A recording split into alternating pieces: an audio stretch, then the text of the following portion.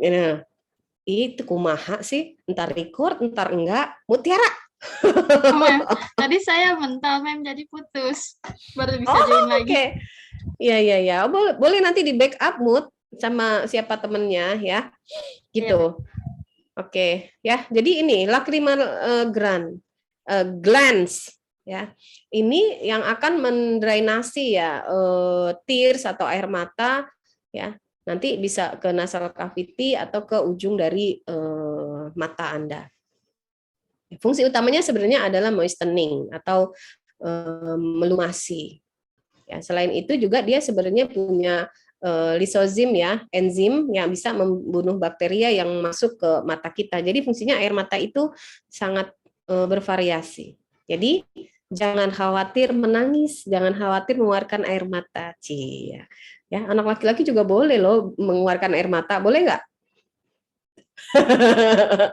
Boleh, ya. Kalau lagi sedih jangan ditahan ya. Mau nangis nangis, jangan mentang-mentang. Kan kalau orang timur gini ya, orang timur bilangnya kalau laki-laki nggak boleh nangis gitu ya. Gitu nggak? Gitu nggak? Ih, ini lakinya dua ekor, dua orang. Farel and Raihan doang ya. Yang sering nangis siapa nih di kelas? Cynthia, Sinta, Sinta apa Cynthia? Nggak ada. Siapa? Rai yang sering nangis. Enggak di. Sinta ya? Hah? Kenapa, Mem? Ya, yang sering nangis di kelas siapa? Sinta OVT mulu. Iya. Kenapa Sinta? Sinta kenapa?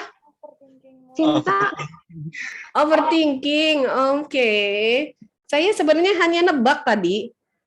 Hanya nebak dengan melihat raut wajah ya. Asik. Ini saya penggantinya siapa? Cenayang. Ya. Ya nggak apa-apa ya. Kalau overthinking nggak boleh tapi ya, tapi kalau menangis boleh. Ya, tadi banyak fungsi ya terkait air mata boleh, tapi tidak boleh terlalu berlebihan yang menyebabkan nanti ini lacrimal gland-nya mengeluarkan terus sehingga membengkak karena drainasenya terganggu. Jadi mata bengkak itu karena drainase yang terganggu. Gitu. Ya. Nah, kalau nggak ditangisin nanti disimpan di hati jadi depresi, nggak boleh. Ya. Oke, nah ini bagian sklera ya. Anda lihat ini kalau bagian terluar ya. Ini yang paling penting yang Anda harus lihat di sini adalah ini kan bagian terluar sehingga harus punya fungsi perlindungan ya terhadap bagian-bagian lainnya.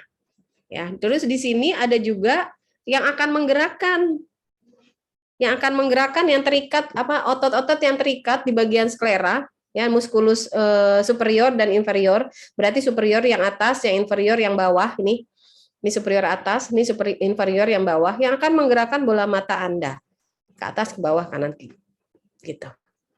Ya, kemudian di ini kornea ya bagian apa namanya yang bening. Nah, kemudian ini apa sih fungsinya? Kornea memfokuskan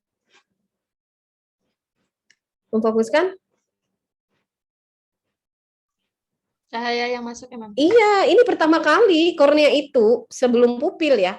Pertama kali kornea tugasnya memfokuskan berapa banyak cahaya yang akan masuk ke dalam mata kita. Ya, walaupun nanti akan apa namanya di adjust juga oleh pupil. Ya, kemudian ada posterior chamber dan juga anterior chamber. Ini anterior yang depan, yang di sini posterior. Kemudian ada vitreous chamber, di sini aqueous chamber.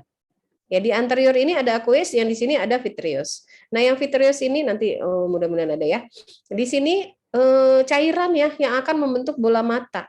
Sehingga bola mata kita tidak ada yang tidak semuanya sama, tidak semuanya bulat.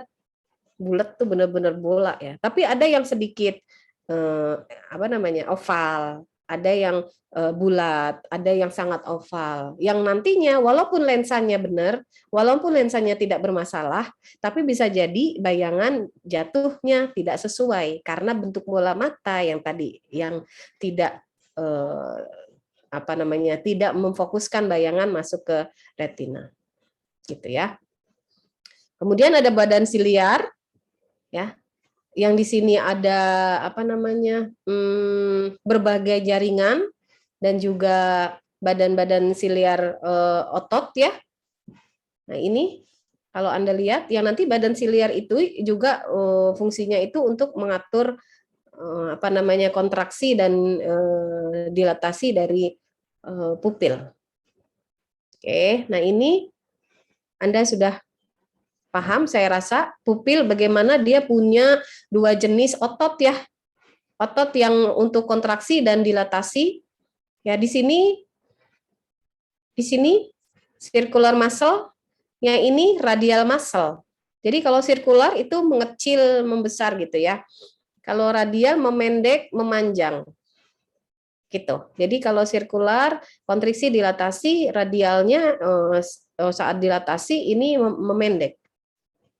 Gitu. Saat kontriksi dia memanjang. Ini otot-ototnya. Oke. Kemudian ini corpus vitreum, ya corpus vitreum yang berada di belakang lensa mata yang tadi di bagian vitreous chamber, ya, yang tadi saya bilang mempertahankan bentuk bola mata ini. Jadi kalau vitreousnya sedikit, bisa jadi bola matanya bentuknya akan berubah. Ya, aging salah satunya penyebabnya. Oke, kemudian ini retina, Anda sudah kenal ya dengan retina, bagaimana di dalamnya itu ada fotopigmen ya, fotopigmen, rod cell and cone cell, yang nanti akan beradaptasi terhadap berbagai situasi. Ya, yang rod cell ini lebih sensitif ke cahaya. Kalau yang cone cell lebih sensitif terhadap warna, intensitas warna. Jadi yang kon ini adaptasi di saat siang atau malam? Siang atau malam? Siang. Yang kon? Siang. Ya, jadi ini yang lebih banyak teraktivasi pada saat siang. Yang konsel? Malam. Pada saat malam. Tanpa cahaya, rendah cahaya. Jadi Anda memang ini sensitivitasnya terhadap cahaya. Jadi kalau malam Anda nggak pakai lampu, Anda cuma ngelihat abu-abu, putih, hitam, gitu kan ya? Pernah nggak jalan malam-malam? Cahayanya minim banget. Nah, karena yang terbentuk adalah ini, yang atau teraktivasi adalah si rod cell, gitu ya. Kemudian ini bagian makula, ya, yang terletak di bagian paling pusat dari retina. Oke, yang ini bagian makula ini penting sekali untuk adaptasi ya terhadap benda, objek. Ya. Jadi dia yang akan lebih memfokuskan. Kalau kamera resolusinya. Ya, itu bagian makula. Oke, kemudian bagaimana pembentukan bayangan? Saya kemarin sudah dijelaskan ya temannya ya tadi prinsip kamera ya sama seperti prinsip kamera bayangan terbalik ya, tapi bagaimana akhirnya bisa diinterpretasi oleh otak ya sehingga bayangan yang terbalik yang ada di image di retina bisa kita lihat sebagai bayangan sesungguhnya. Oke, kemudian ini ada yang namanya daya akomodasi lensa mata, ya, punctum proximum dan punctum remotum. Ya, jadi point of eye. Jadi mata kita itu bisa melihat pada jarak yang tertentu, yang dekat sekali atau yang jauh sekali. Itu ya. Nanti kalau sudah lansia, jarak dekatnya semakin berkurang kan ya. Mata-mata plus gitu ya. Ya kan? Presbiop. Jadi jarak dekatnya semakin bertambah. Itu punktum proksimumnya akan bergeser. Kemudian yang kalau Anda dengan gangguan mata yang suka baca malam-malam nggak pakai cahaya yang tepat ya, itu distance point-nya biasanya yang akan terganggu. Ya, punktum remotum. Oke.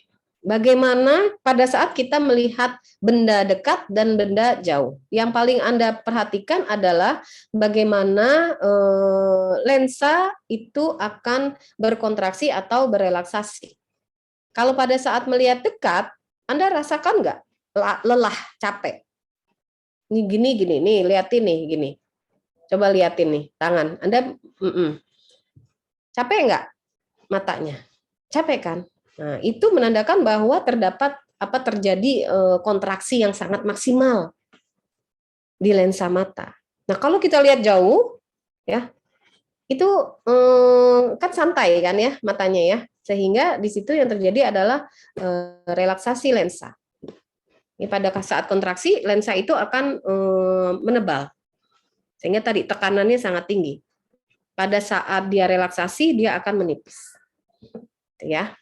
Kemudian ini bagaimana mekanisme di mata ya, saya kasih yang skematik yang sederhana supaya Anda lebih paham ya bagaimana mata masuk, kemudian yang tadi ya kornea, masuk ke kornea bagian paling depan, kemudian aqueous humor ya, cairan yang ada di bagian depan, kemudian ke lensa. Jadi mulai tadi kornea sudah mulai di-adjust berapa cahaya yang bisa diterima di lensa, semakin difokuskan. Kemudian di bagian lensa di belakangnya itu ada vitreous tadi, cairan yang lebih banyak lagi ya di bagian belakang, kemudian baru sampai ke retina. Nah, dari retina ini masuk ke lobus optikus untuk ditransfer ke otak dan menghasilkan image tadi yang sesuai dengan bayangan atau objek sesungguhnya. Nah, ini yang tadi yang saya bilang fotoreseptor. Ada kon dan juga ada rod. Yang sebenarnya keduanya kalau Anda lihat ini tersusun atas beberapa segmen. Ada yang outer, ada yang inner, outer. Inner dan juga ada bagian bodinya dan ini sinapsnya. Ya. Nah, yang bagian rod ini Anda lihat di sini ada rodopsin. Ya, di sini ada cis retinal, ada opsin. Opsin dan retinal.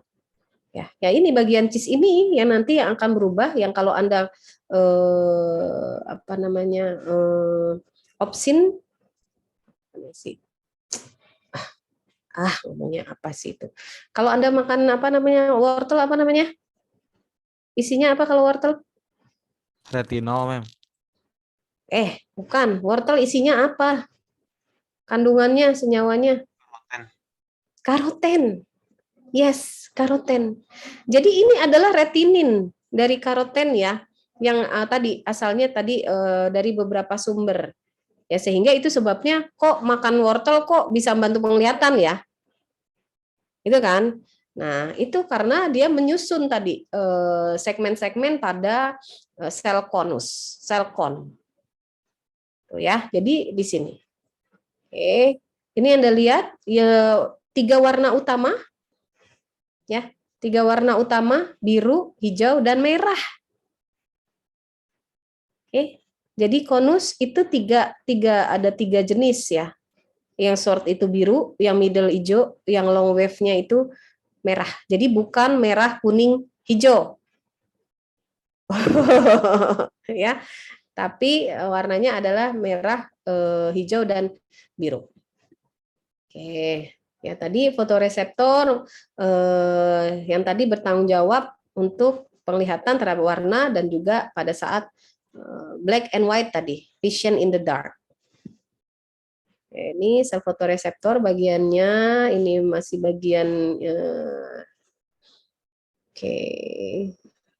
Ini mekanisme transduksi dari rod dan konsel. Pada saat ada cahaya, kemudian akan merubah struktur di retinin fotopigmen, sehingga akan mengaktifkan nanti yang namanya transdusin. Nah, ini mekanismenya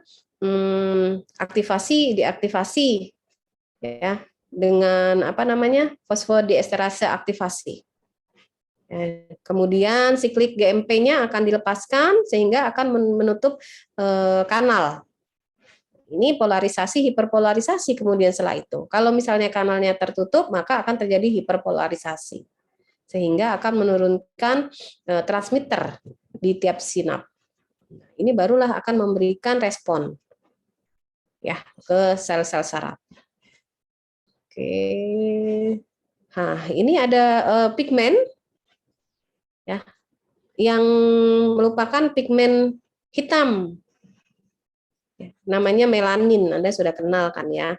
Nah, melanin ini adalah pigmen yang punya fungsi kalau di mata itu ya, kalau ada misalnya cahaya ya, itu supaya tidak direfleksikan. Ya, ini fungsinya melanopsin. Jadi kalau Anda lagi ngambil gambar gitu kan ya, terus ada payung-payung terus diblok warna hitam gitu ya, supaya tidak ada refleksi. Itu melanopsin seperti itu. Kemudian ini visual pathway, Anda bisa lihat ya, dari mulai nerve-nya tadi,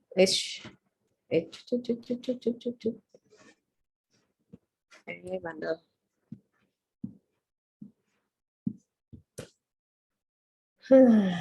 Ya, ini temennya sudah cerita kemarin visual pathway, sudah cerita ya, bagaimana apa namanya yang ada dari tadi foto ya, kemudian menjadi signal ya yang masuk ke retina, kemudian menjadi signal lewat saraf optik, kemudian aksonnya ini akan berseberangan ya di optik kiasma sehingga membentuk yang namanya optic tract ya, dan seterusnya sampai nanti mengaktifkan primary visual cortex di otak ya. Ya, ini lokasinya di otak ya, di bagian mana yang akan teraktivasi ya, korteks otak yang akan teraktivasi pada saat Anda melihat suatu cahaya atau bayangan. Oke. Ini color vision yang digunakan kalau tadi kan ada 3 ya, 3 komponen warna utama, biru, hijau, merah. hijau,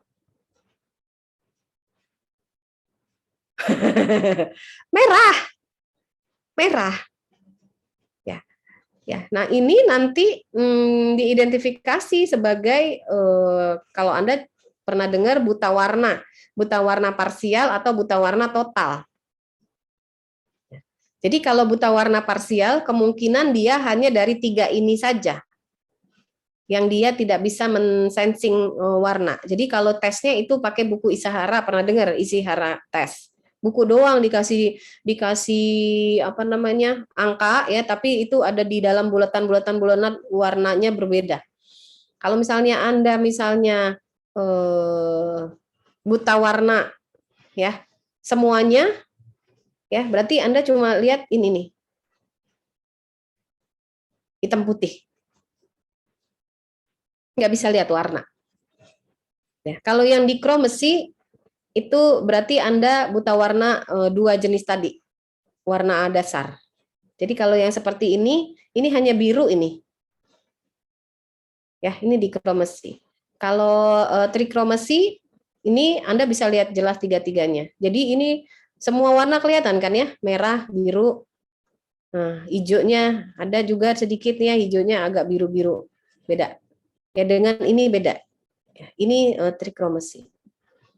Oke, nah ini yang tadi yang short wavelength, longer wavelength, and then the longest wavelength ya. Longestnya ada di merah, yang di tengah tadi hijau, ini yang warna biru. Ini berdasarkan apa? Spektrum warna di spektrofotometer ya.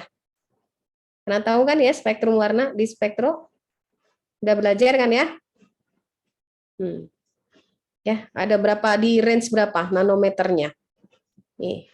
430, 530, 560 nanometer. Nah, ini wavelength, ini sebenarnya dasar range untuk apa namanya? Serapan ya. Kalau Anda pakai spektro ya. Itu kalau misalnya dia warnanya cairannya ada di warna hijau, berarti kemungkinan kalau kita serap pakai spektro itu di sini nih. Karena panjang gelombang warnanya ada di area ini.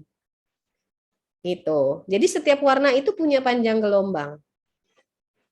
Nah, itu yang menentukan wavelength-nya ini.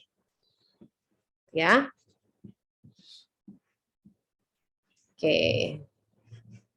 Nah, pigmen ini tadi sebenarnya linknya dengan secara genetik itu dengan kromosom X atau seks kromosom.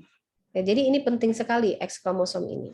Jadi buta warna itu adalah gangguan yang link terhadap X kromosom. Ya. Nah, ini color blindness.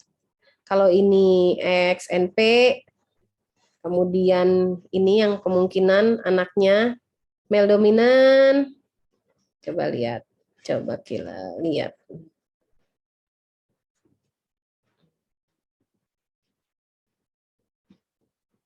Ya, ada yang bisa jelasin maksudnya? Ini ada yang apa namanya? Biru, ada yang green pigment, apa namanya? Blue pigment ya sebenarnya ya. And red pigment yang ini. Yang ini gimana yang ini? Yang ini gimana? Coba kalau Anda lihat. Kalau di sini ini kan perempuan ya. XX kan perempuan ya. Ya ini apa namanya? Carrier berarti berbeda kan ya. Berarti anaknya kan kemungkinan XNXN atau XNXP gitu ya.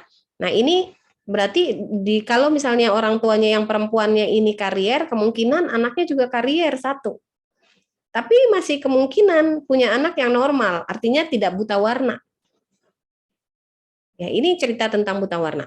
Nah, kalau misalnya ini si karier ini menikah dengan laki-laki, ini kan XY. Ya. Yang X-nya ini dia buta warna, maka ini filialnya Anda udah bisa prediksi. Ada 2 anak yang ini XP, XPY, ini perempuan XPXN yang buta warna, yang nggak buta warna cuma 1. Gitu. Ya, jadi makanya sebelum nikah, bibit, bebet, bobot. Ya kan? Kalau buta warna berbahaya nggak sih?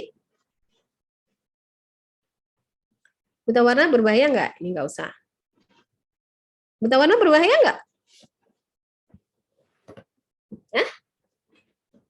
Berbahaya, Mem. Berbahayanya gimana? Misalkan di traffic light juga. Nggak, buta warna merah. Aduh, itu lampu jalan dia lihatnya hijau doang. Padahal suruh berhenti. Nah itu ya, apalagi kalau di dunia-dunia kimia ya, kimiawi itu kan banyak sekali berhubungan dengan warna. Sehingga kalau masuk kimia Anda ada tes buta warna, masuk biologi ada nggak tes buta warna? Padahal harusnya ada juga loh. Ntar nggak bisa bedain katak warna hijau sama katak warna. Ya kan? Hewan kan kalau yang warnanya menarik sekali itu bisa jadi very poisonous ya. Gitu nggak? Ya kan? Oke, coba saya mau tes. Coba Amanda. Amanda kemana nih Amanda? Amanda, where are you? Nah, ini angka berapa nih Amanda di sini? 7, Mem. Oke, ada yang lihat angka yang lain? Ada yang lihat angka yang lain? Nggak apa-apa, this is very fair. Ada yang lihat angka yang lain? No? No? Nggak ada ya? Berarti Anda nggak buta warna biru. Nih, ya. Berarti semua aman, walaupun nggak dites. Ya, ini nggak usah, ini tadi spektrum warnanya. Kemudian adaptasi gelap. Waktu Anda dari cahaya yang terang banget ya, ruangan yang terang benderang, kemudian Anda masuk ke cahaya yang sangat minim, masuk ke ruangan yang mati lampunya. Apa yang Anda lihat? Apa yang Anda lihat? Nothing, ma'am. Ya? Nggak ada. Gelap gitu kan ya? Gelap terus? Habis itu? Ini Putih, hitam putih, hitam putih. Gitu kan? Baru sudah agak lama Anda sudah bisa mulai adaptasi di gelap tadi. Gitu. Gitu nggak?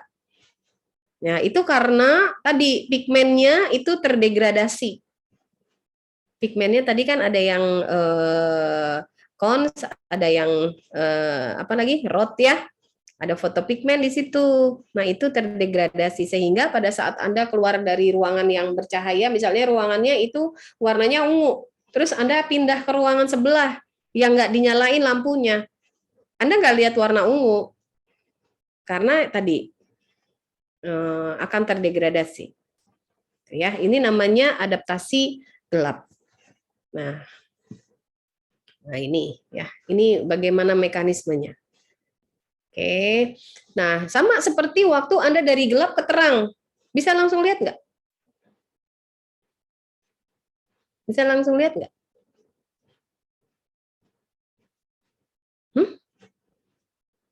Dari gelap ke terang, bisa langsung lihat nggak? Malas Enggak jadi juga. pusing. Iya, sama. Karena tadi cone and rod ini butuh adaptasi. Jadi peralihan mana yang akan diaktifkan oleh mata itu perlu adaptasi, ya. Itu dark adaptation tadi. Kalau yang tadi yang light adaptation. Kalau yang ini dark adaptation dari cones, kemudian dia merubah untuk mengaktifkan rods-nya, gitu. Ya, kalau yang apa namanya light adaptation dari rods ke cones-nya. Ya, jadi dua-duanya mekanismenya mirip. Oke. Oke, kemudian saya cerita yang namanya gangguan. Gangguan itu bisa terjadi miopia, kemudian hipermetropia, presbiopia. Karena apa? Karena apa? Contohnya miopia. Miopia ini kan normalnya jatuhnya di sini ya.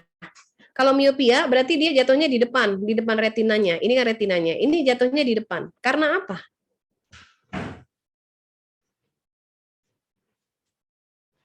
Kenapa coba? Miopia terjadinya karena apa? Tadi bentuk bola mata yang saya bilang. Ini bola matanya dengan ini beda nggak? Beda nggak?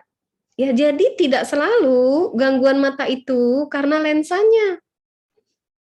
Ya bisa bermacam-macam. Ini salah satunya adalah bentuk bola mata.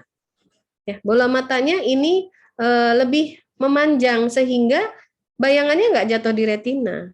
Ini kan ya dia lebih panjang dibandingkan ini lebih bulat. Ya, atau tadi korneanya yang bermasalah atau lensanya yang bermasalah. Ya, jadi bisa dua tadi. Ya ini miopia. Kalau hipermetropia berarti kan jatuhnya di belakang ya. Ini normalnya tepat. Aduh ini gambarnya blur. Ini hipermetropia di belakangnya. Berarti kemungkinan bola matanya lebih gepeng ke atas. Kalau tercerita bola mata. Atau tadi ya, kemampuan lensanya tadi atau korneanya yang tidak sesuai sehingga jatuhnya di belakang. Oke. Nah, kalau ini cerita tentang sistem sensing system untuk pendengaran. Tadi apa? Dia ininya reseptornya apa? Audio reseptor. Audio reseptor. Ya, audio reseptor. Nah, ini kemarin ada pertanyaan, ada external ear ini ada apa namanya ini? Ini apa namanya? Apa nih? Apa ini coba nih? Namanya apa? Daun telinga. Daun telinga, Mem. Daun telinga, iya. Daun telinga kenapa dibikinnya kayak gini ya? Kenapa jadi lebar gitu ya? Kenapa nggak dibentuk bulat aja? Iya, jadi untuk mengumpulkan suara, ya supaya banyak suara yang masuk, gitu. Ya, ini bagian-bagian dari telinga ya, Anda udah lihat eksternal, kemudian di timpanik ya, kemudian di bagian dalam ada koklea, kemudian juga ada kanalis semisirkularis ya. Kemarin temennya sudah cerita ya, cuma tadi cerita tentang si gendang telinga, apa namanya? Apa nih tadi namanya? Apa namanya? Daun telinga. Daun telinga. Kalau gendang telinga yang mana? Iya, eardrum. Namanya juga drum. Kalau drum tuh fungsinya ngapain? Grrr, gitu kan ya? Grrr, gitu kan?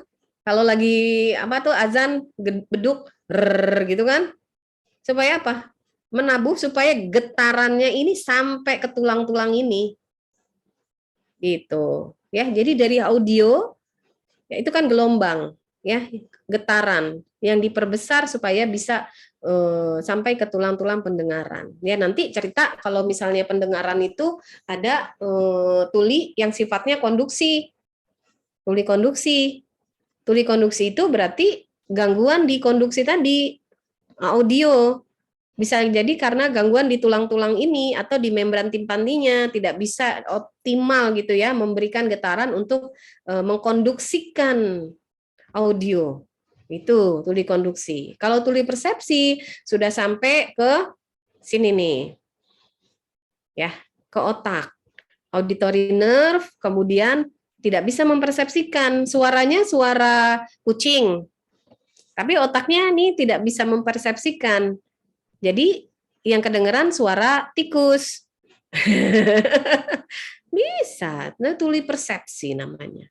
Ya, jadi tuli itu ada macamnya ada dua, ada konduksi, ada persepsi. Ini tulang-tulang, saya rasa Anda sudah familiar, tulang di middle ear. Kemudian ini di bagian inner ear ya, bagaimana bagian ini ya, malleus, incus, stapes ya. Kemudian ada cairan-cairan yang akan menggetarkan nanti ya, utriculus, maculus, sacculus ya, yang akan menggetarkan apa namanya? Akan menggetarkan apa? Menggetarkan apa? Ayo. Menggetarkan apa coba? Gelombang suaranya itu kan tadi dari depan ya. Jadi ini ada apa namanya vestibulum ya, yang di sininya ada cairan-cairan ya yang akan bergetar nanti ya. Ya, jadi nih menggetarkan basilar membran.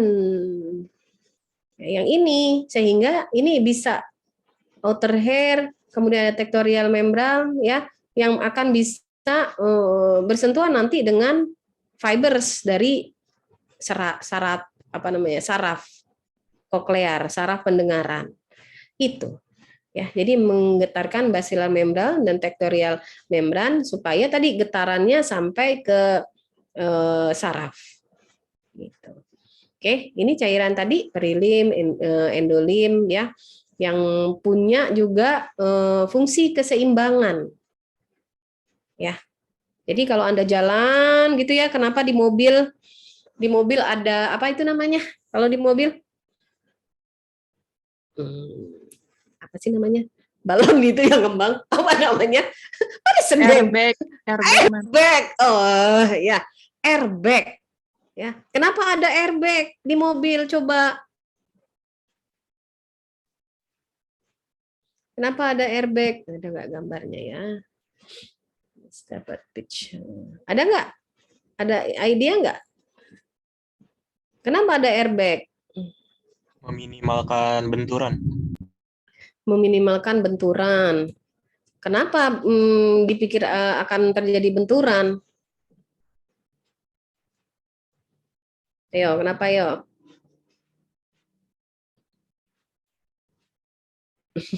Ayo. Ini sound transmission saya rasa Anda udah biasa. Waktu Anda jalan maju ke depan, ya. Makula utrikular ini ya, rambut-rambut itu ikut ke depan, ya kan? Digerakkan ke depan. Nah, pada saat Anda berhenti mendadak, dia tidak langsung berhenti, benar nggak? Jadi pada saat Anda ngerem, gitu kan? Anda pasti ke depan kan? Ada nggak yang ngerem terus Anda ke belakang? Gitu. Ada nggak? Ada nggak? Nggak ada. Karena itu fungsi dari keseimbangan di telinga. Pada saat kita bergerak, Anda bergerak posisi stand up, ya kemudian Anda maju ke depan, ini dia rambut-rambutnya ini silianya, stereosilianya ikut maju ke depan. Sehingga pada saat Anda mendadak mengerem, dia masih akan ke depan. Sehingga kalau di mobil mendadak, supaya Anda nggak kejedot dashboard, adalah itu si airbag. Gitu. Ya, jadi gitu, bikin airbag aja pakai analisis biologi loh. Kenapa ya di motor nggak ada airbagnya ya? Ada nggak di motor yang punya airbag? Nggak ada. Kenapa coba? Safety.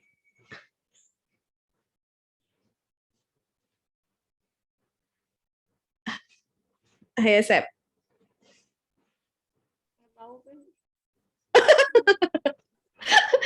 Ayo dong, cari tahu dong. Saya juga nggak tahu. Tapi kalau Anda perhatikan, kalau di mobil itu posisi keseimbangan Anda dudukkan ya.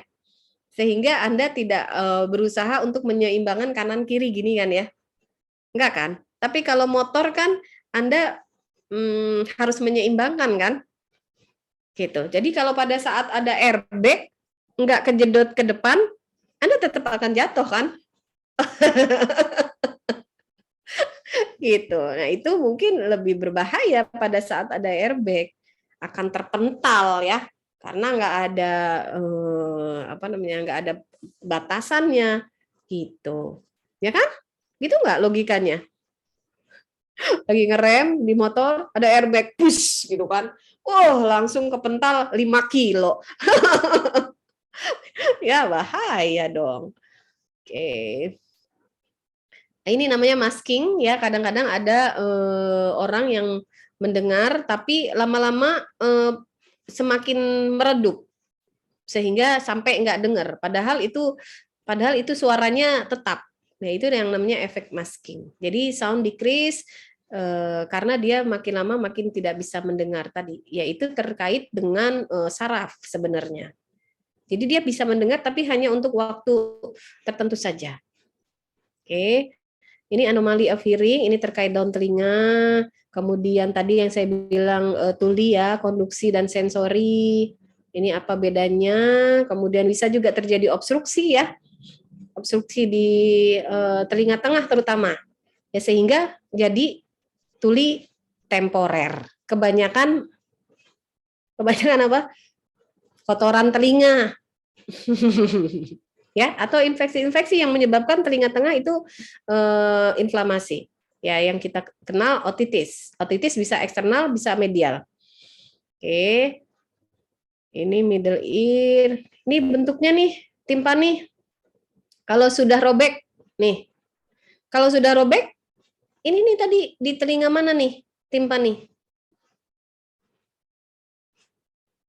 Bagian telinga mana? Tengah. Pertama kali membran timpani dulu, baru tulang-tulang malleus incustapes. Ya, harusnya ini enggak ada lubangnya begini karena hanya seperti yang saya bilang beduk gitu.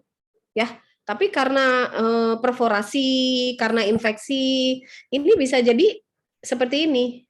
Jadi kalau ininya robek begini gimana kira-kira menurut Anda?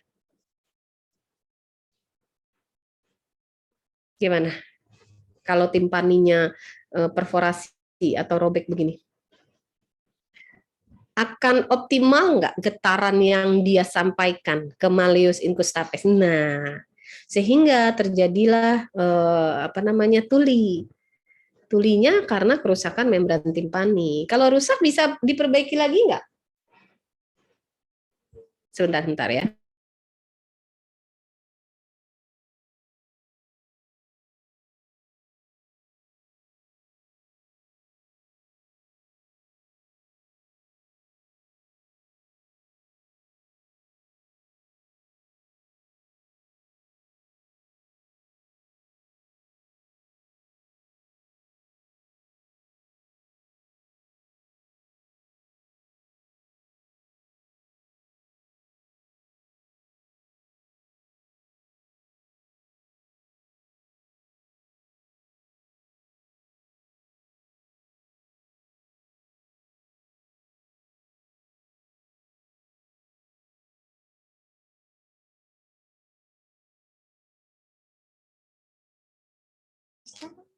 Oke, jadi gimana? Bisa nggak? Bisa nggak diperbaiki? Bisa. Dia punya kemampuan regenerasi. Nah, jadi tidak usah terlalu khawatir, tapi khawatir juga. Karena untuk sementara waktu ini Anda akan tidak bisa mendengar. Gitu, ya. Oke. Oke.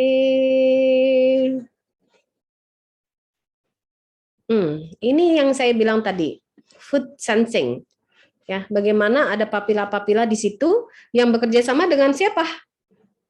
Kuncup pengecap kerjasamanya sama siapa?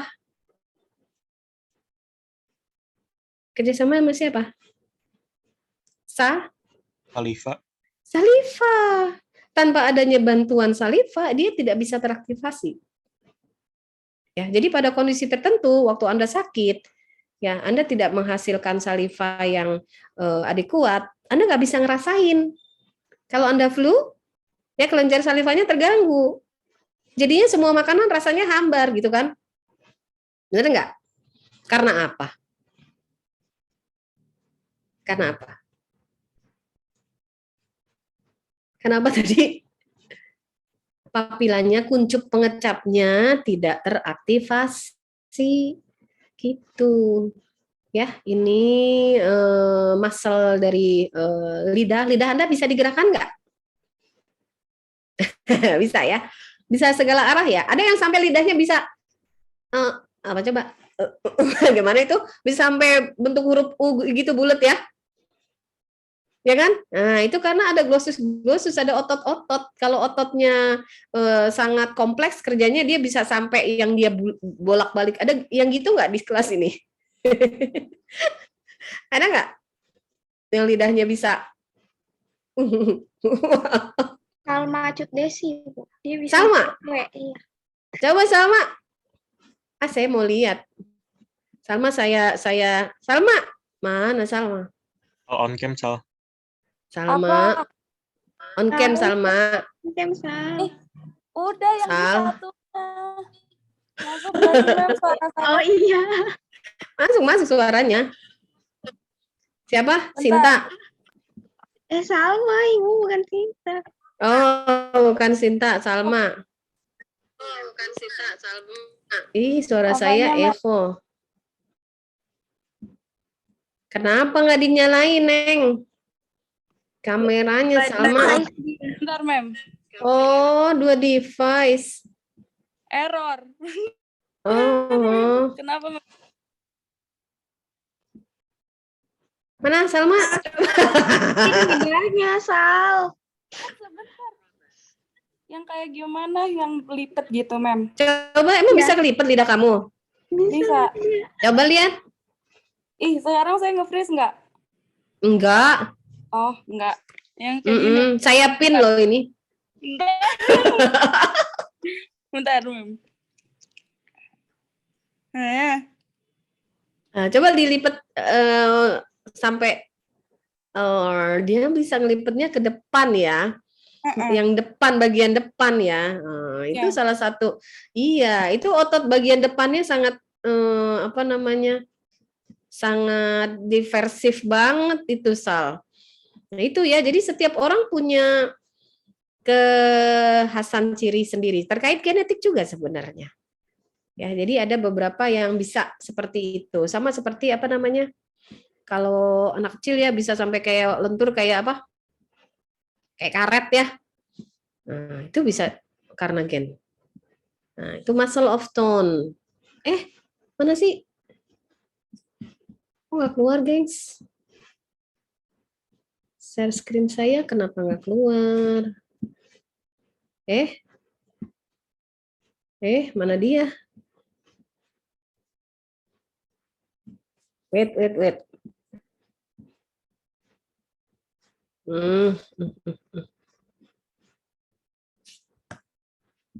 Tiba-tiba hilang. Gara-gara lidahnya Salma. Oke, ya tadi ya karena ada otot-otot ya, ototnya bisa intrinsik, bisa ekstrinsik, bisa di bagian dalam, bisa di bagian luar yang akan mengarahkan ya. Sebenarnya lidah ini kan membantu makan ya, selain untuk mengecap, itu mengarahkan makanan, memposisikan makanan gitu. Nah itu tuh lidah. Oke, kemudian yang saya bilang tadi di situ ada papila-papila.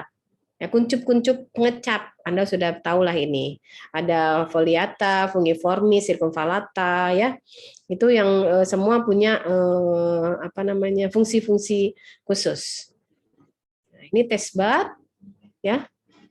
Kuncup pengecap yang adanya ini kalau Anda lihat ini di bagian permukaan ya semuanya, permukaan lidah. Kemudian di sini nih, di sini ada taste bud-nya di sini. Ya, jadi sebenarnya ini strukturnya kalau kita kan nggak bisa lihat ya. Kalau mau lihat punya temennya, strukturnya seperti ini. Oke, ya tadi yang saya bilang petanya, rasanya ada manis, asin, asam, gurih. Karena apa? Karena sensornya adalah kimiawi. Kalau manis, karena adanya apa? Karena ada apanya? Kalau manis. Gula, Mem. Gula, ada gula, glukosa. Kalau salt, kalau garam, asin, karena ada apa? Ada ion, NaCl, gitu ya. Itu dia akan memberikan sensasi asin. Kalau bitter,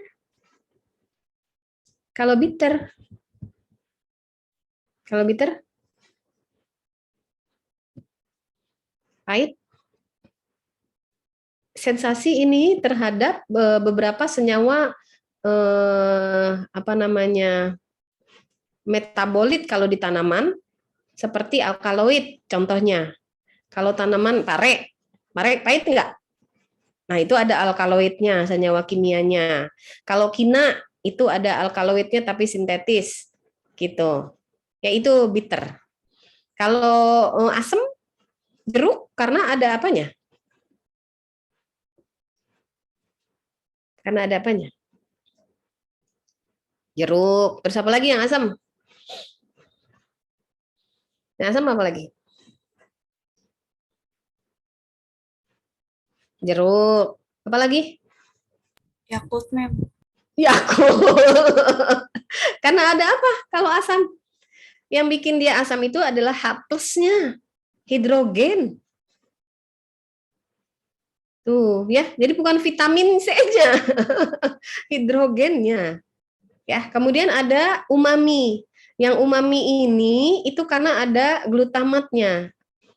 Ada kandungan asam glutamat, ya kan? Kalau MSD kan monosodium glutamat, ya kan? Sasa, Royco, and the gang, penyedap rasa, biar gurih, itu ada glutamatnya. Ya, sama juga di di keju, ya, susu, itu ada juga glutamatnya. Itu 5 basic senses of rasa. Ini tadi sudah.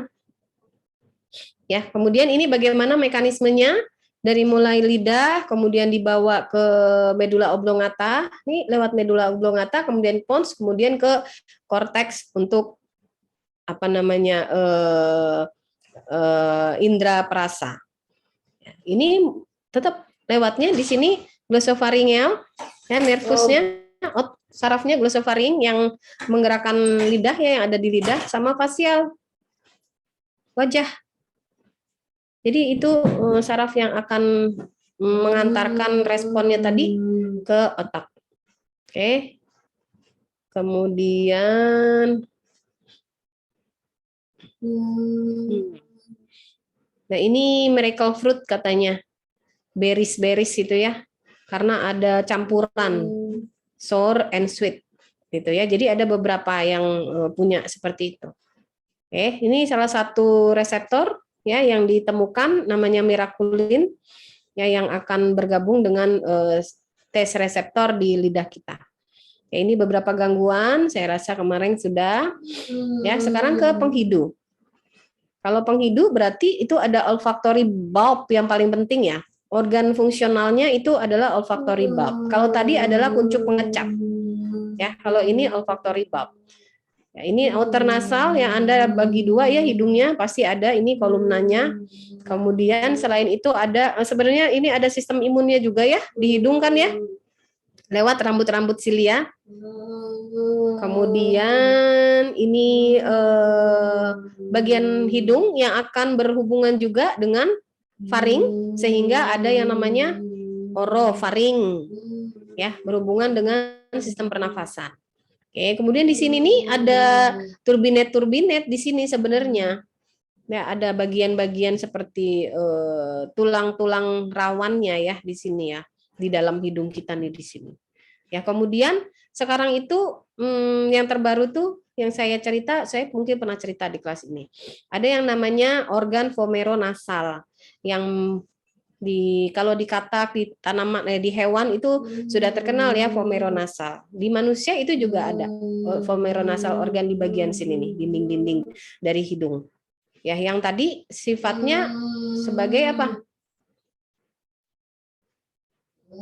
Rangsangan kimiawi ya. Anda klik atau enggak sama seseorang waktu nyium bau parfum orang lain bikin ilfil atau bikin suka.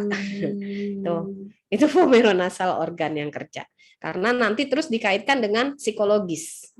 Ya, efek psikologis. Oke. Kemudian aduh, masih banyak ya. Nih, tadi yang saya cerita vomeronasal organ. Nanti saya akan share di Google Classroom kita untuk apa namanya sistem indera. Yang paling penting tadi adalah bahwa di sistem indera itu apa yang kita tangkap oleh indera kita itu bisa jadi punya persepsi yang akan berbeda tergantung bagaimana tadi latar belakang ataupun anakku nyanyi atau subjektivitas Anda gitu ya. Kemudian terkait pertanyaan kemarin saya khusus hari ini saya mau bahas untuk organ indera namanya sistem indera saja. Untuk minggu depan kita akan masuk ke sistem imun ya. Sistem imun ya. Ya, ya kan? Sistem imun kan? Minggu depan? Apa Mut? Untuk yang urinari udah belum ya, Mem? Lupa.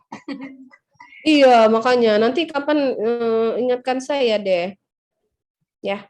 Kemudian itu yang mencium bau parfum yang tadi saya bilang adaptasi ya. Jadi dia punya adaptasi. Nah, kalau misalnya bau itu terlalu lama bertahan, maka dia harus didegradasi dulu protein-proteinnya yang terbentuk. Sehingga kalau Anda ke toko parfum, Anda dikasih apa?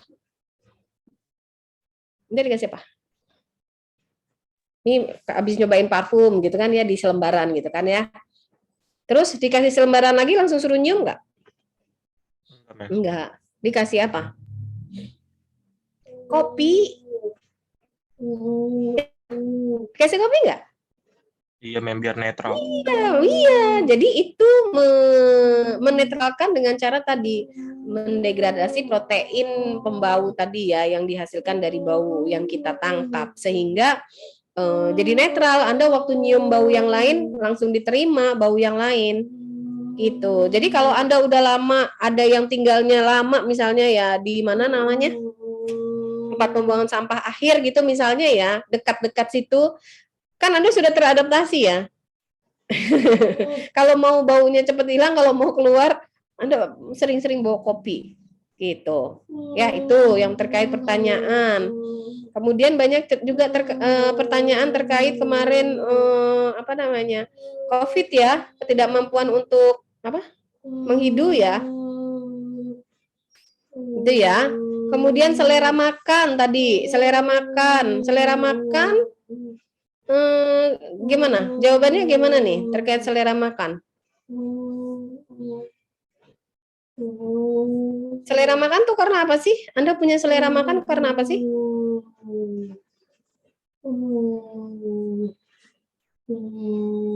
Kondisi sehat satu. Ya kan? Karena itu interaksi fisiologis dan psikologis juga. Kondisi sehat. Kemudian tidak ada masalah psikologis.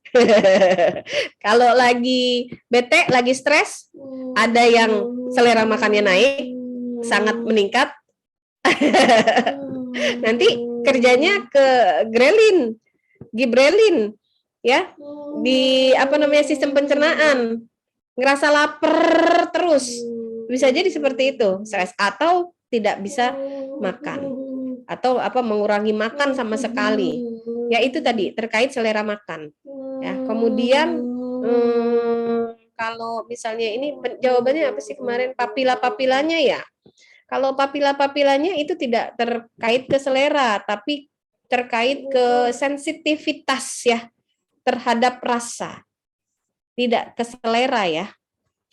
Itu dua hal yang berbeda.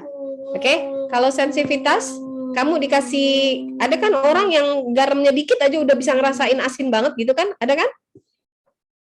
Nah, itu seperti itu. Itu kerja papila, sensitivitas dari tadi papila kuncup pengecap yang ada di papila lidah ya. Ya. Nah, kalau yang tadi nafsu atau itu apa tadi? Ya, ini jawabannya kan papila ya. Jadi itu yang saya coba luruskan. Kemudian kalau gangguan di mata itu bisa terjadi kapan?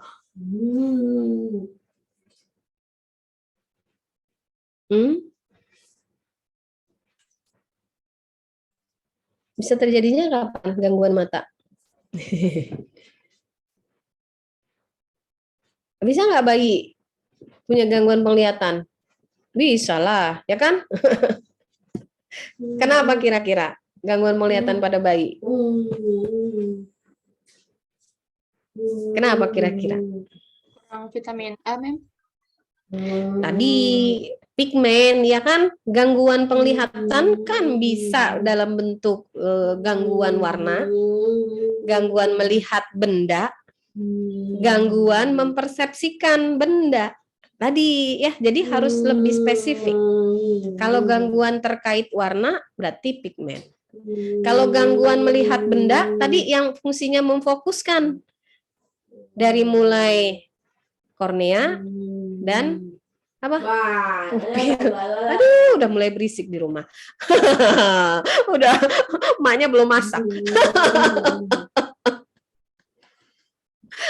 Oke, ya itu sistem indera. Oke, jadi besok mungkin saya bahas sedikit untuk sistem urinari ya sebelum masuk ke sistem imun. Kelompok berapa besok yang sistem imun? Kelompok Kelompok 8. Oke. Jadi kelompok 8 tolong videonya seperti biasa di-share. Ini minggu ini karena saya tidak menginstruksikan karena saya mau menjelaskannya Indra, jadi saya tidak minta Anda untuk upload video presentasinya gitu ya. Jadi minggu depan Anda upload dulu video presentasinya kelompok 8, kemudian dicermati oleh teman-temannya, kita akan buka sesi diskusi. Saya sambil jelasin nanti sedikit untuk sistem urinari ya. Bahwa di sistem urinari itu bagaimana Anda tadi waktu itu saya pernah cerita sekilas ya, pembentukan urin sampai pengeluaran, bagaimana sih kok anak kecil itu susah menahan buang air kecil, lansia juga susah menahan buang air kecil gitu ya. Kemudian bagaimana kok bisa ada glukosa di dalam urin?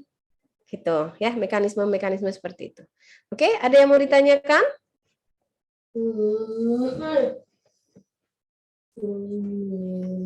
Sudah cukup? Sudah cukup aus ya? Aduh.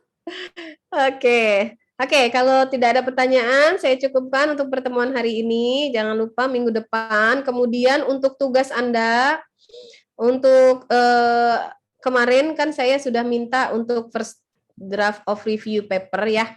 Saya sudah lihat ada 12 yang apa? Yang turn in kenapa ada 15 ya? Jadi totalnya kan Anda semua berapa? Kelompok ya kemarin ya? Jurnal. Iya, Mem.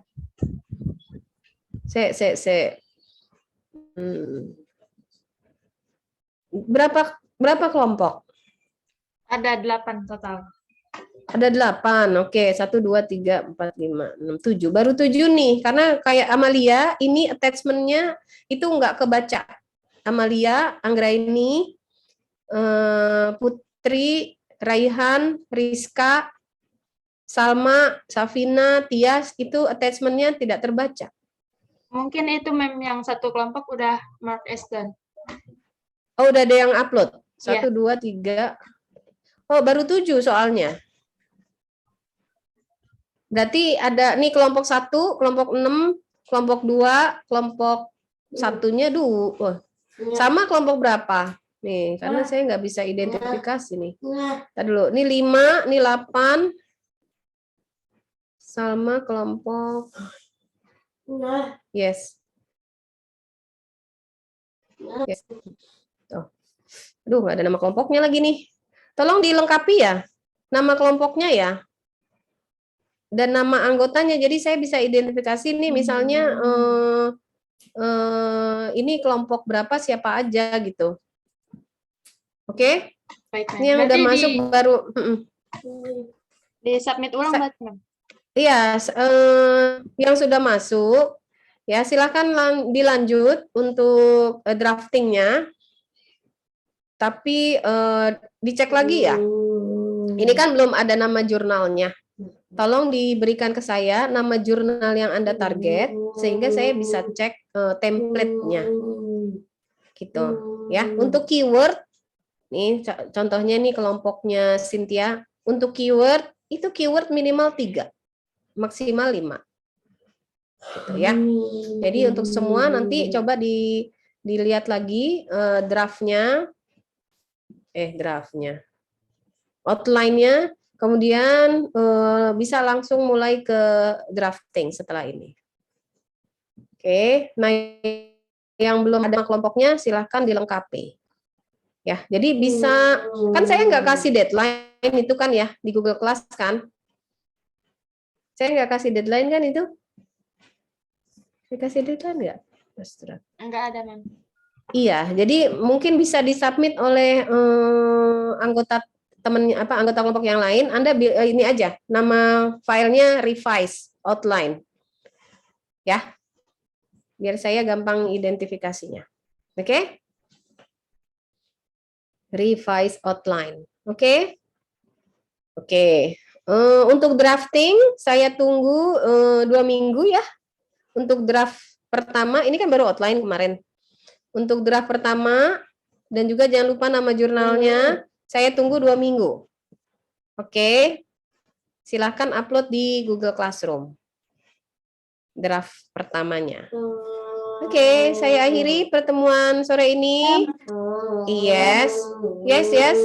Uploadnya di tempat yang tadi yang first draft bla bla bla bla itu. Itu Yang ada- ini. No, yang yang mana? Gimana? Yang di classwork yang untuk outline hanya first draft. Nanti Anda kan ada drafting ya. Sudah mulai drafting kan? Ini baru outline kan? Iya, tapi kan aku belum ada kelompoknya, Mem. Nah, itu Belum ada kalau apa? misalnya nama kelompoknya. Heeh. Kalau di-upload berarti missing, nggak apa-apa. Atau saya bikinkan yang baru ya. Anda ini baru ya. Oke, Mem. Outline draft ya. Outline draft Anda masukkan di situ. Oke? Oke. Oke. Ada lagi? Nggak ada lagi? Oh, itu Karena apa sama? bukan itu mem apa buat jurnal yang ditujunya itu ada referensi nggak mem atau gimana gitu? JP MIPA oke. Karena nggak semua jurnal punya review ya. Jadi Anda harus benar-benar cari apa namanya jurnal yang dia punya bagian review paper. Tuh, ya jurnal nasional nggak harus sinta-sintaan juga nggak apa-apa. JP MIPA boleh dicoba. JP MIPA.